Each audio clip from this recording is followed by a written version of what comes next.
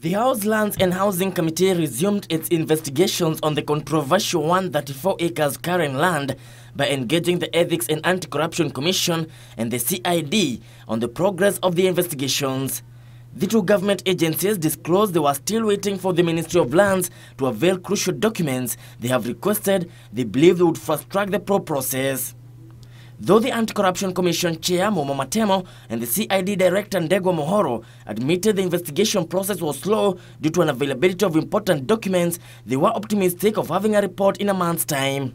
Perhaps in order to be able to answer this by the time we come next, is to segregate those documents which have been presented as originals by the person who have presented them, so that we first subject those to forensic examination.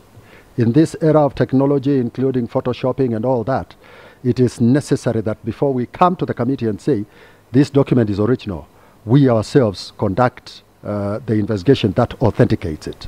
It becomes very tricky when you're dealing with documents that I cannot just get a document and present to this committee before you have subjected it to forensic analysis, so that we know, we'll be telling you, yes, there's a genuine document, there is not. At the moment, the two investigative agencies are carrying out forensic audit on documents being submitted by parties claiming ownership of the 8 billion shilling land, a process the committee wants fast-tracked and concluded in 2 weeks. The committee also engaged Charity Ngilu over 1.2 billion shilling piece of land alleged to have been transferred illegally in Upper Hill, Nairobi.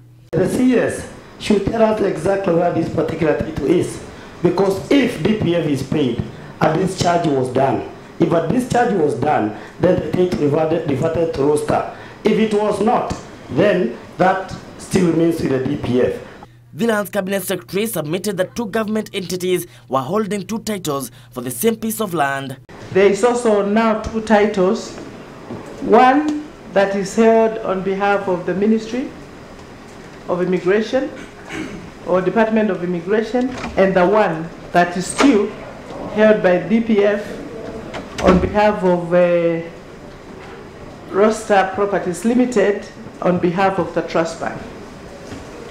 The National Council of Population and Development, through its parent Ministry of Devolution, has also written to the ministry laying claim on the same piece of land.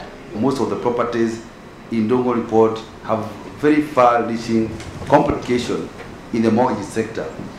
I would like the CS to advise us what is the ministry doing, because there's a lot of confusion.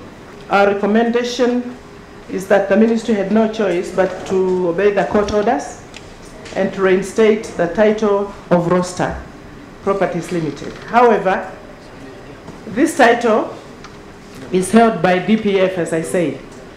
Kevin Wachira, Channel 1 News Hour.